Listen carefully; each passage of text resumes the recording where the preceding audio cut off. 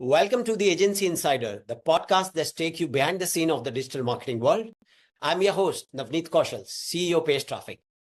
Each week, I'll be joined by a renowned guest speaker, industry experts, successful marketers, and digital pioneers who will share their insights, strategies, and stories. Let's get started and unlock the secrets to thriving in this ever-evolving industry.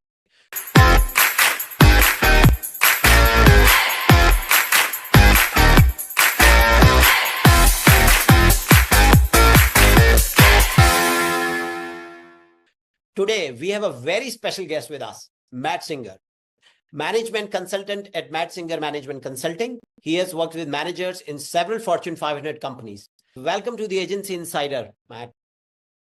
Thank you very much for having me. I'm super excited to have a good chat today. Yes. Matt, we have known each other for years, of course, and I have always been impressed by your expertise in both SEO and more in management consulting. To kick things off, can you tell our listeners a bit about your background and how you came to specialize in these two areas? Sure. I used to work in the corporate world for 10, 11, 12 years or something like that, where I worked with big companies like Xerox and IBM, and management was definitely my core interest and what I love doing. After I left the corporate world, which is now about 10 years ago, I started my first company, which was around management consulting. I've since built 5 other companies, and built and grown. We have about 300 people in total now across the different businesses. Really my passion is not just teaching, but also building. So building teams, building companies. And I spend typically 25 to 30% of my time coaching other people on how to do the same. And that's honestly my passion. So I'm very, very passionate about management. I'm very passionate about building teams because unfortunately it's what I see most people are lacking, right? So a lot of people have great ideas, they have sort of a great business model, but they don't know how to hire the right people, they don't know how to delegate and so on. And that's my passion to teach them. Yes. So I mean, when I still remember when I first met you, that was a management consultant in an SEO conference. So how does the SEO thing came into the picture? I mean, you were consulting those for the management. You were a management consultant. Yeah, I mean, I consult people in many different industries, but SEO is probably one of the industries where people have the least people skills by nature. So a lot of SEO agency owners, as example, really badly need training and coaching and help on how to manage better, right? Right. So many agencies are really struggling to grow, and they always think it's just a question of more sales. But in reality, for most of them, it's really about better management, right? So that's I would say at the moment probably 30 to 35% of my customer base is SEO agencies and SEO companies of various kinds. So I've spent a good bit of time. Obviously, also for many of my companies, we utilize SEO as a great traffic channel. So SEO is a great space, and obviously we run the best SEO conference in the world, which is SEO Mastery Summit as well. Yeah, we're going to talk about it later as well. I'm very intrigued and yes, excited to understand those things as well, right? So when you were doing your management, what actually inspired you to start your own consulting, and what has been the most rewarding part of your journey? Yeah, I think that the main reason why I sort of separated from the corporate world, honestly, I love my job. I love what I was doing. I love managing people. But I think the biggest differentiator was really, again, financially to a large extent, right? I started coaching people while I was still working in the corporate world. And I could very quickly see that with 5 hours a week, I made very similar money to what I did working a full-time job, right? So at some point, it just didn't make sense. And I saw the ability to help more people, because when you work in a company, you can manage a lot of people, but the problem is you're only touching those people, right? Whereas when I was coaching people, if I go and coach 20 people who each have big teams, I end up influencing a lot more people. And reality is, when you look at it today, so many people sit around being unhappy because they have a bad boss. And my goal is really helping companies train their leaders and managers to become better, not only to make people happier, but to make and create more successful businesses. Because I think the biggest challenge the world is seeing right now is lack of jobs, and I think particularly with AI coming in and so on, we need creative people. We need people who have the ability to build companies, to lead and manage well, to create really sustainable, not just companies, but sustainable industries and so on. Right. Now, we have chatted a bit offline, and of course, I've taken a consultation with you in the past. But can you share some insights on how you typically approach helping clients, and maybe give an anonymized example of a success story you had with a business, similar business, let's say in a digital or an SEO? Yeah. I mean, honestly, most clients come to me with one of sort of two core reasons. Number one is, I'm tired. I built $1 million company and I'm working nonstop. How do I get out? And basically, people that I help get out, so they're currently the owner of the company or the CEO, but they want to replace themselves. So they want to get someone or some people in to do what they're doing, so that they can actually just own the company without having to work in a day-to-day. Or they're in a situation where they're overwhelmed working in the business, and they are working a lot, but they're not really seeing the right results. So by, again, upskilling them, helping them grow their management skills, they can end up in a position where they actually work on the business. They can get the people in below them to really run the company, so that they can focus on the right things, right? Because again, for many owners, if you're doing the right things in your business, the business grows really fast, right? If you're stuck in operation, if you're stuck in doing day to day, then that often limits the growth very significantly. Right? Yes. So I would say that's sort of the core aspects that's the starting point for most clients. And in terms of how I do it, I typically have a training program that I actually go through with people in the beginning. So I have it both as an online course called the Effective Management Mastery, or I do that in person. So typically with smaller companies, they can buy the course, they can go through the course and basically get my 80-20 of how to manage people effectively. If it's larger companies that already have multiple managers, typically they hire me and I do the training with them on a Zoom call like this, or in person if it's somewhere that I'm physically near. And yeah, then going through that is really the essence. I say it's the 80-20 of effective management, and I really believe that. I could speak for months and months about management. But what's important for busy entrepreneurs is to really figure out what is the core thing.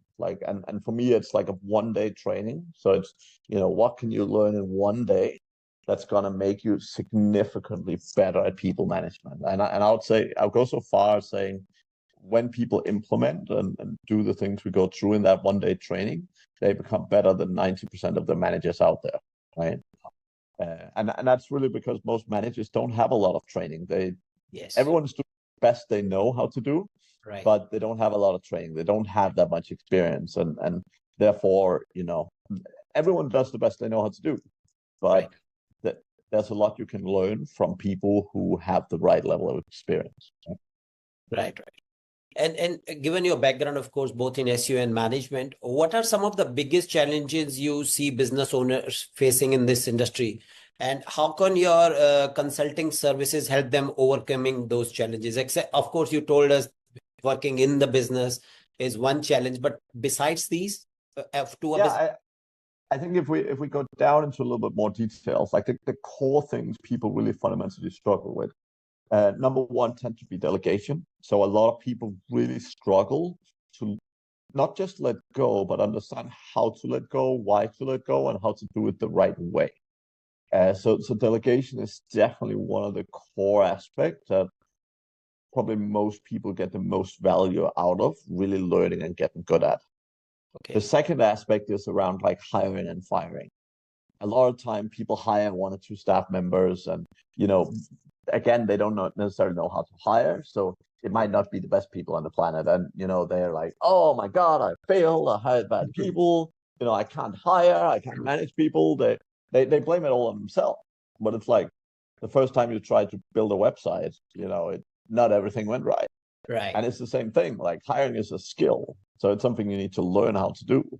And you're not, I mean, even as a very experienced recruiter, like I probably get it right 9 out of 10 times. So that's still 1 out of 10 times I don't get it right.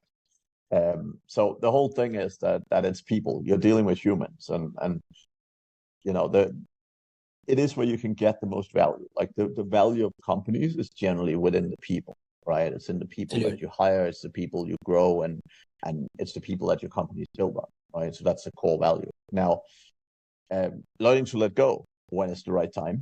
That's a good old saying. That's hire slow and fire fast, and that's very important. Yes. The core, it's not just about, you know, how do you say, hey, you know, it's time to separate, but it's setting up the right systems and frameworks for you to know and understand that, and to set the right expectation with the staff you have. A lot of the time, many people are afraid of conflict. They feel so uncomfortable having to let go of people.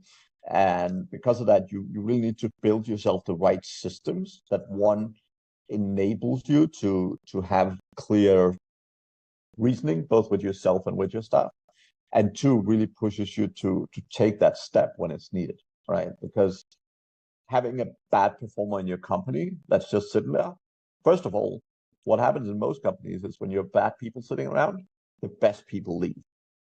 Now, if you have a bad performer in your company and your inaction of letting them go means that your best performer leave because they don't want to be around people like that, you know, you're not just screwed, you're triple screwed, right?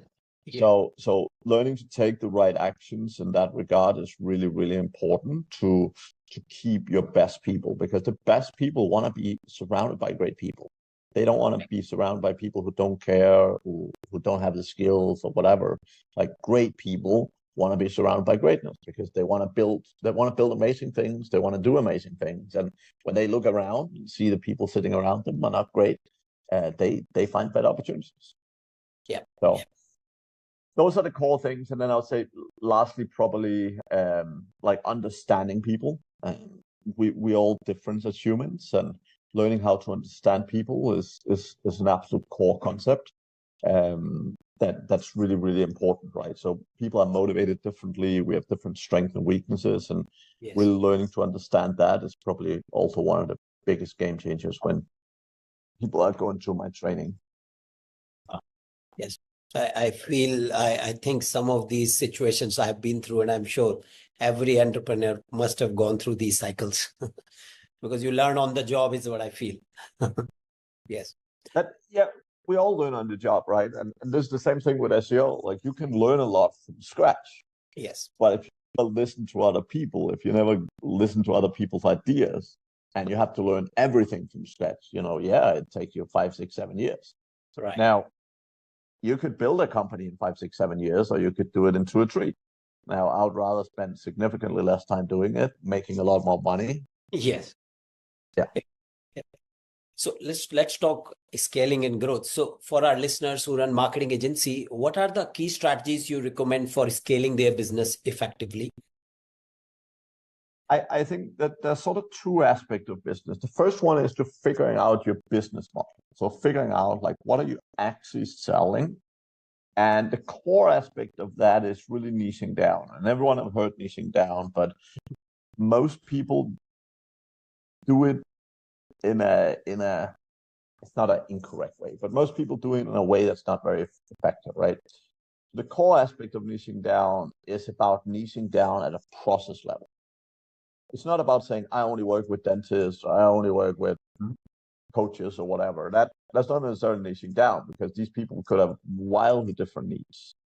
Niching down at a process level is about understanding what is the process that we as a company can execute repeatedly, again and again. What is the same thing we can do again and again, that we have skills in, that we can charge decent money for, where we give the customer a great return, right?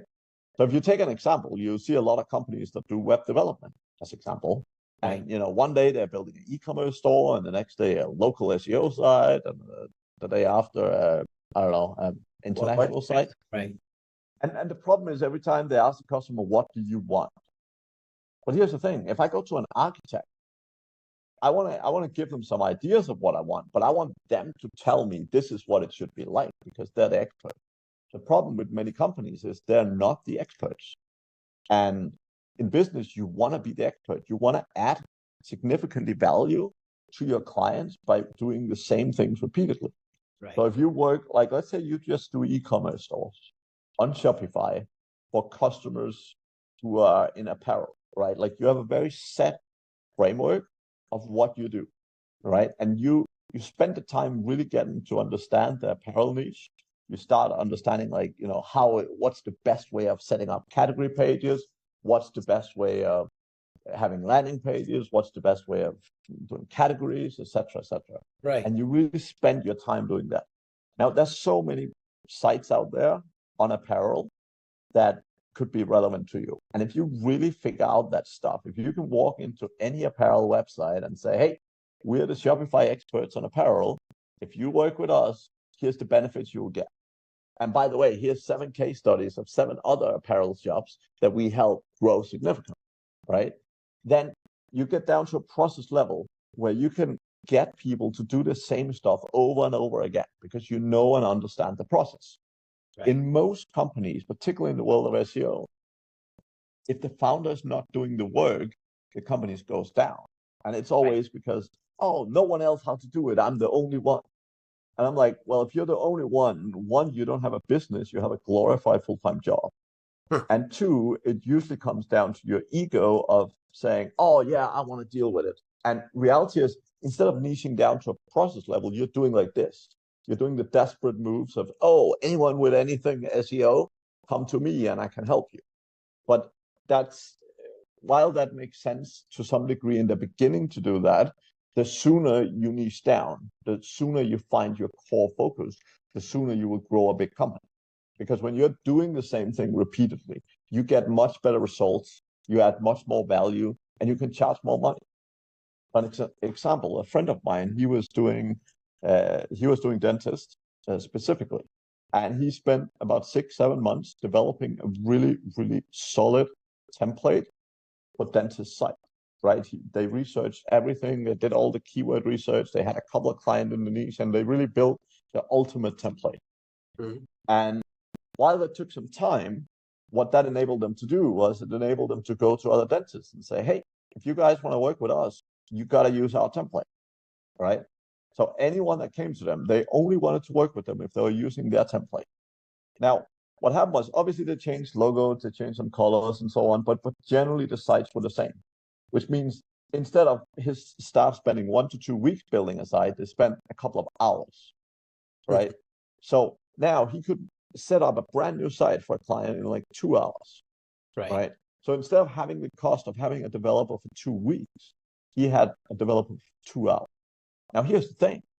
Not only did it take shorter time, but the value he provided was much higher because he already knew his stuff. He already had something that worked. Right. And therefore, it took less time. He provided more value. He could charge more money. And his profit margins doing this were like 80+%. Right? So at the end of the day, he ended up with incredible profit margins. And this is just a simple example. I'm not saying this is what you have to do, but when you look at a niche in general, it doesn't matter if you're selling links or whatever you're doing, like find a specific niche and really break it down and say, what's that one process that we execute again and again? Because then you can start breaking down that process into steps for different people. So one step might be for a developer.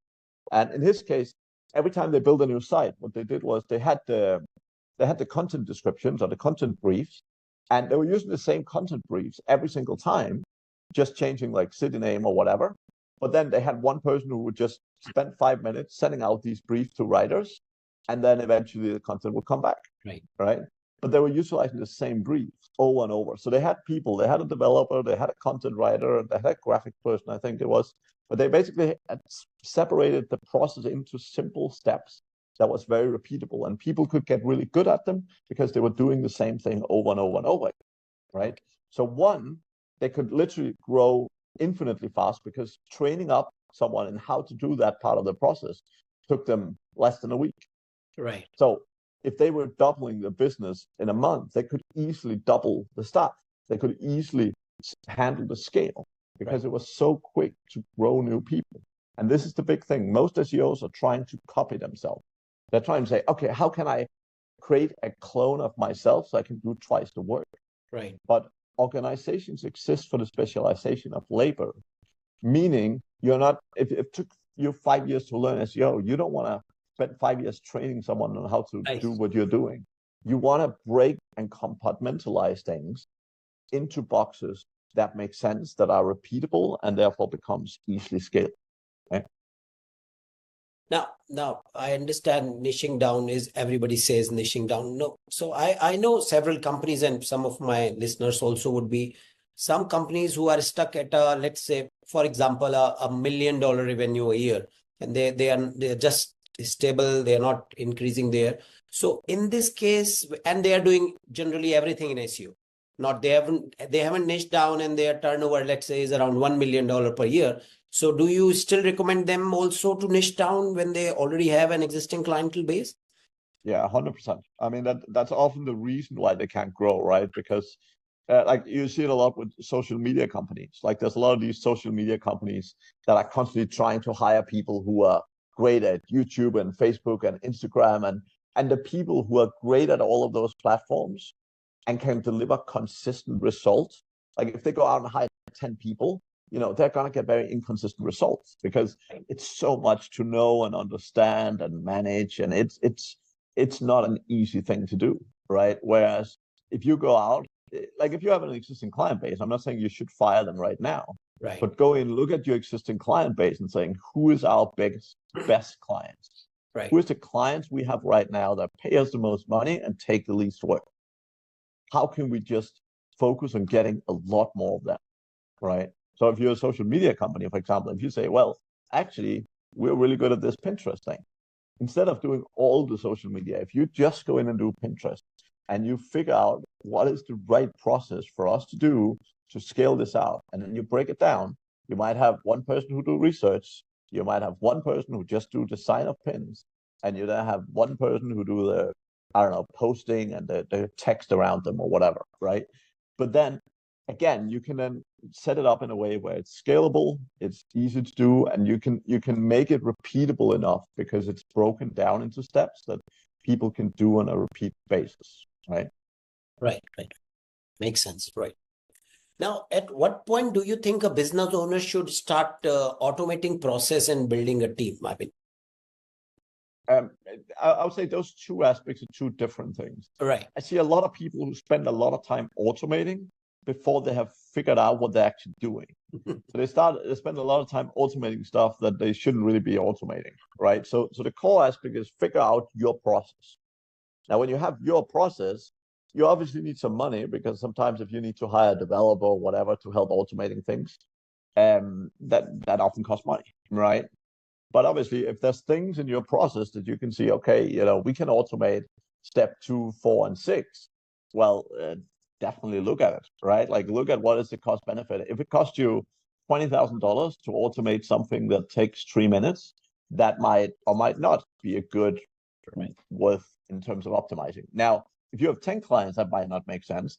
If you suddenly have 1,000 clients, that might suddenly make a ton of sense, right? So again, with scale, most things become more financially feasible when it comes to automation. And the same with hiring, right? Like hiring, your goal is, like sometimes people are like, yeah, our goal is not to hire. And I'm like, that's a silly goal. It's just a goal to not grow fast, right? And if you're that afraid of hiring, I mean, that's fine. You can build a good living by yourself, right? And you can automate a lot of things. I'm not saying you can't, but for me at least, the goal is to make money. And often it helps you if you have people manually doing certain steps in a process. You often figure out over time, well, what are the things that make sense to automate, right? What are the things that you need a human doing and need human creativity and ownership and so on for, right? Yeah, I mean, you could say something like creating a logo. Like you could probably get AI to do it. Now, the quality of those logos might not be, the best in the planet, but I mean, you can get it done. You can get it automated. So now, if what your goal is, if you're spitting out, PBNs, automating it makes a ton of sense because no one cares about the logo. Now, if you're building customer sites, then that is probably not the right approach, right? So again, it depends what you're doing. So you need to evaluate different pieces of the process, or even better, having someone in your team evaluating the processes and saying, well, is there anything here that makes sense to automate, right? Now, when we are a team, I've been building in. So my next question is, what do you think are the critical factors to consider when deciding building an in-house team versus outsourcing? So generally, the way I look at it as a company is figuring out what do you want to own, right?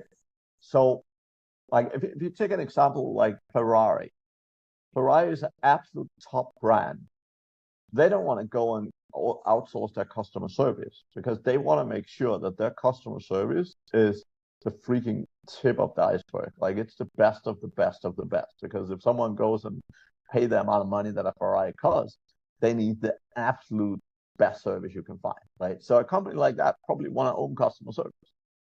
Now, if you're running an e-commerce store and you're selling, I don't know, cheap Chinese products, you're probably wanting to be customer service to be as cheap as possible. Now, as a company, you might make the choice in saying customer service is going to be one of our strengths. Therefore, we want to have it all in-house. We want to be really in control. We want to really push it. Now, you can also go and outsource it. Now, outsourcing doesn't necessarily deter on the quality, right? But it means you do have, to some extent, less control, right? And often it's not just a cost question, but it's also what you want to spend your time controlling. So in the world of SEO, for example, like a lot of people who succeed outsource link building. Now, why is that? Well, reality is link building is very easy to segregate. It's quite easy to separate it out and say, well, we'll buy them or we'll build a team in-house to do them. But whatever way, you can typically get similar links. So it's relatively easy as a company to say, well, we don't want to spend the time building a link building team, having all the resources sitting there, spending all the energy in making it work, right? Just say, okay, we're going to pay for the links. Our focus is going to be on the content and on the on-page and so on, right? So it's really about understanding what do you want to own and what is your expertise as a company? Why are you successful, right? So some companies are very successful because they're great at doing content. Some companies are very successful because they're great at links. Some companies are successful for whatever the reasons are, right? So it's like you need to sit down and evaluate what are the things that we want to own as a business. And the less you own, and this is not a question of outsource everything, but it's a question of really focus. What is it you want to be the best at, right? So some of the guys like Nick Jordan and the content distributor team, like they're so focused on content, right? Like they do some link building. Yes, they have some in-house people to do on-page optimization, but their core focus is on content, right? And they spend all their living, breathing time focusing on how can they make the content process better, how can they get better results. And that's why they succeed, because they're so focused on that aspect. When people hire them, it's because people want great content. So they go to them for great content, right? And yes, they do some of the other things, but where they stand out is content. And this is what you need to understand as a company. What is your core strength and where do you stand out? All right. That's an interesting take. I know you and I are both big believer in the power of building relationships. How do you see networking and building a strong professional community playing a role in success in an SEO industry? It's everything. Like not just in SEO, but in every industry. I mean, it's you can sit at home, and many people are like, oh, just sit at home, stop going to conferences, stop going meeting people. Reality is all business is about relationships. It's all about people to people, right? And sometimes you go to an event or you go meet some people and you find someone who can double your business, right? It's happened multiple times to us. So for me, it's definitely like, as a CEO, you want to make sure you have the time to build relationships, right? Whenever I get to a new city, I travel a lot, but whenever I have spare time, I go to a new place, I look up at LinkedIn and I start just looking for interesting people. So I search for interesting titles or I search for something, I drop them a message and say, hey, I'm in town. You want to have a coffee? And, I meet a lot of people all over the world. My goal is not to sell to them, right? Like one of the big things that people misunderstand with networking is they think it's about like, hey, do you want to buy links? Do you want to buy links? Do you want to buy links? That's never the case, right? My focus is never ever to sell to people. My focus is always build good relationships. Relationships are many things for many reasons. But as example, it could be business partners, it could be potential employees, it could be clients. It could be anything. It could be people who give you business advice. It could be people who have been through some of the things you've been through. It could be people who are good at something you're not. There's so many great people you can meet out there. And life as an entrepreneur is generally pretty lonely, right? Like when you're just sitting at home in your basement and you're working 60-hour weeks, like one, it can get lonely. And two, some people have a personality that can work with that. Most people don't, right? Like at some point they just burn out or they start being ineffective. They stop. Yeah, they get in a difficult situation. So knowing other people around you with similar issues and challenges is super, super helpful, right? Right. Now, you've been a speaker at many SEO conferences. Of course, I met you in Chiang Mai, where you've been also in the SEO conference. How has speaking in these events influenced your perspective on the SEO and management? I don't think speaking specifically have influenced my view on things. I love sharing. So same reason I'm here today. I love sharing. And for me, speaking is an ability to, just like coaching, is an ability to possibly impact a lot of people. And that's why I do it relatively consistently. Now, again, it's great for networking, right? So it's great to meet a lot of people. And I'd say the biggest hack with speaking is that everyone comes up and want to speak to you, right? So sometimes you go, particularly if you're newer in an industry, you go to an event, you don't know a lot of people. When you're a speaker, everyone want to come and talk to you, right? Whereas if you're just an attendee, Yes. You can go and talk to everyone, but particularly if you're an introvert like me, it's definitely easier when people come and talk to you, right? Right. Now, you organize, of course, as we spoke about SEO Mastery Summit. So can you tell us a little bit about the event and why you are passionate about this and how come how this whole thing got born and how you got involved into SEO Summit? Yeah. So the SEO Mastery Summit was started during COVID. So basically the events dried up and there wasn't any good events to go to and wasn't not much networking happening during COVID. Okay. So I started the online summit where we quickly got up to about 10,000 people attending our events, which was great. Built a lot of connections, again, a lot of network from it. Then at the end of COVID, we were like, well, let's turn this into a real thing. As you say, I've been speaking at many events and I've been to many, many events in many industries all over the world. And one of the key things is every time you go to an event, there's always something you would do slightly different if it was your event. Right. And for me, it was the opportunity to do things the way I wanted to do them. So It was the opportunity to make the event or the conference that I wanted to be at. And that's what we have tried. So our goal is very simple, to build the best SEO event in the world.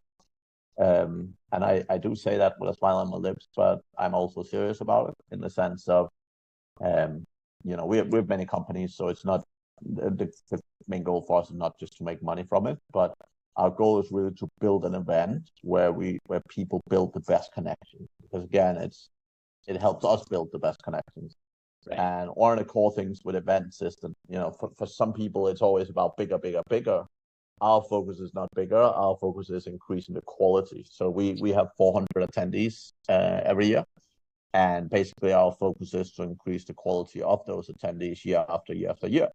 And we have many people returning, right? So I think we had 70% of people from 2022 were back, from 2023 were back in 2024, right? So about 6% came back, right? So that's both a testament to a very good conference, but it's also it's a great way to build on a great conference, right? Because when you're just aiming at the numbers, a lot of time people go and they're like, yeah, okay, that was cool, and then they don't come back, right? But our focus, because we're really focused on really providing hopefully the best experience in an SEO event in the world. We are really putting in the effort, right? We're doing events that hopefully add more value. We're getting the best people together. We have some amazing sponsors. We put the best parties we can find, and our focus is really doing everything. And I love delegating, but one of the things when it comes to events is I'm very, very much into detail, right? So when you go to our event, you'll see a lot of the small details all being very purposefully done, right? Because for me, events, like, it often only takes like small things that annoys you, and you're like, that's annoying, right? But we really, really try and make as much of the event as great as we possibly can to get people the best event experience. And reality is, our event happens in Vietnam, and most people come from the US or Europe or Australia, so they travel a long time. So, it's also a commitment to them. Like, if someone spent, time traveling that far, Right. I am also very keen on sort of giving back Providing to them. values to them. Yeah, exactly. I mean, they put trust and faith in us, and we want to definitely pay them back and reward them for that. So. Right. So when is the next event? So I think in April this year you wrapped up the 2024, right?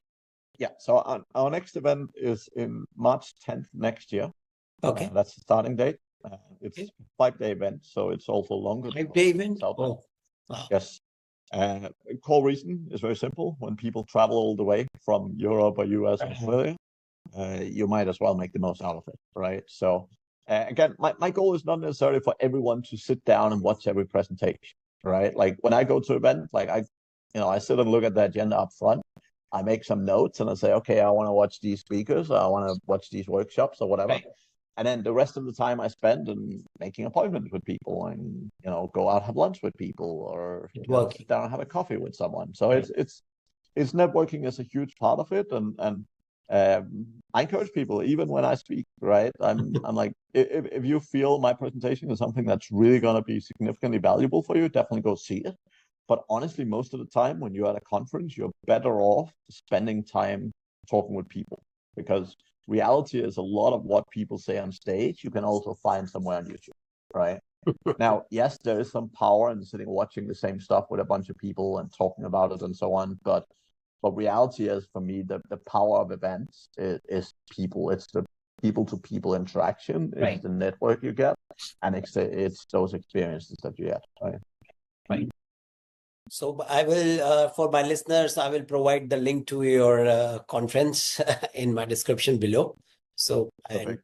We have the ticket sales. So we pre-sold a lot of the tickets to the people from last year, but the rest of the tickets go on sale on September 1st. So there's still a little bit of time. So people have a bit of time to get ready and warmed up for it. And this is one conference I will definitely recommend people to attend. Right. Awesome. Yeah. So are there any resources or books you recommend for aspiring entrepreneurs or managers? Yeah, there's a lot. It depends a little bit what they're struggling with or what direction, right? Mostly team, let's say building teams or building a company. One of my favorite books that I really learned a lot from when I was younger was called First Break All the Rules. And I love the title, so I love breaking rules. So, but First Break All the Rules by a guy called Marcus Buckingham. That was definitely one of the, sort of from a managerial perspective, it was something that really helped me. A lot of the time people ask me, they're like, oh, I don't think I'm a manager. I'm not made to manage people and so on. And by the way, everyone does this. Like, I've worked with people like Matt Diggity, Kurt Phillips. I worked with the guys at Ahrefs and so on. And they all come to me saying the same thing. They all say, oh, I don't want to manage people. I just want to do SEO.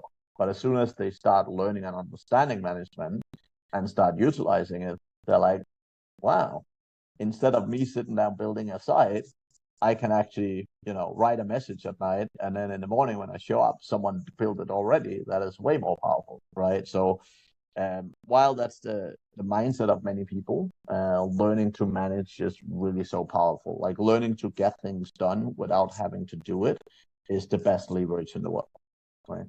So that's one book. I will definitely put the link to that as well. there. And so what do you enjoy most about your work? I mean, and what keeps you motivated? People. I would say the number one core thing for me is definitely seeing people, but seeing my clients like build big businesses, and I've created, I would say, hundreds of millionaires, which is great. But it's also just seeing the people in those companies. Like I have so many staff members and managers message me after trainings or after the experiences, and they giving so good feedback of how their manager changed or how their boss changed or whatever. And for me, that's an absolute core motivator, right? Right. I fundamentally believe in leading with love, and what I mean is that in the sort of traditional business world, a lot of people look up to people that are not always the kindest, right? So when you look at people like Steve Jobs or Elon Musk and so on, they're not known as the kindest leaders on the planet, and I don't think everyone have to be, but I think that ahead of everything, when you're leading other people, you have to do it with a sense of love, because everyone is doing the best they can. Like no one wakes up in the morning and says, I want to do a shit job today, right? Right. So you have to, number one is assume responsibility. So if I have people that fail, it is 100% my fault. Now it's either the wrong people, it was the wrong responsibility, it was the wrong timing, whatever. But whenever people fail, it's my fault as a leader and as a manager, right? And I have to draw the action. So sometimes that action is, hey, I did the wrong thing, I need to put you somewhere else. Sometimes the action is to let people go. But there's a big difference between letting people go with aggression and unhappiness versus from a place of love. And I fundamentally look at the world from a place like that. I love the quote when you said nobody wakes up in the morning and would say, I want to do the shitty job. Absolutely. I don't. Yeah. Okay. So, so what final piece of advice would you give to our listeners who are looking to elevate their management skills and grow their businesses? Yeah, I would say the number one thing is spend time on it, right? Like particularly in the world of SEO, a lot of people are just so busy with SEO. The thing is, when you have spent 5 years learning SEO, like the things you learn is like incremental gain, right? Like it's tiny, tiny potential gain. When you start learning something new, like management, that you have not spent a lot of time on, you can often learn a lot more, a lot faster. And reality is, like 99% of SEOs out there is not making less money because they're not good at SEO, right? They're making less money because they're not good at business. And whether it's business or management, like spend more time on those things, because it's not your SEO skills that's bringing you down, right? Like I know thousands of people who could make hundreds of millions if they had better business and management skills. It's not lack of SEO skills. Okay. And how can our audience connect with you and learn more about your consulting services? Yeah, madssingers.com, or just put in Matt Singers in pretty much any social media platform. I'm the only person in the world currently with that name. So it should be easy to find me. Yeah. So you have your own knowledge graph? Yeah. Some people find it difficult because of the name. Right. Okay. Thank you, Matt, for sharing your valuable insight with us today. It's been a pleasure to have you on the show. To our listeners, thank you for tuning into Agency Insider. Be sure to tune for more episodes featuring industry experts like Matt and digital pioneers. Until next time, I'm your host, Navneet Kaushal, signing off.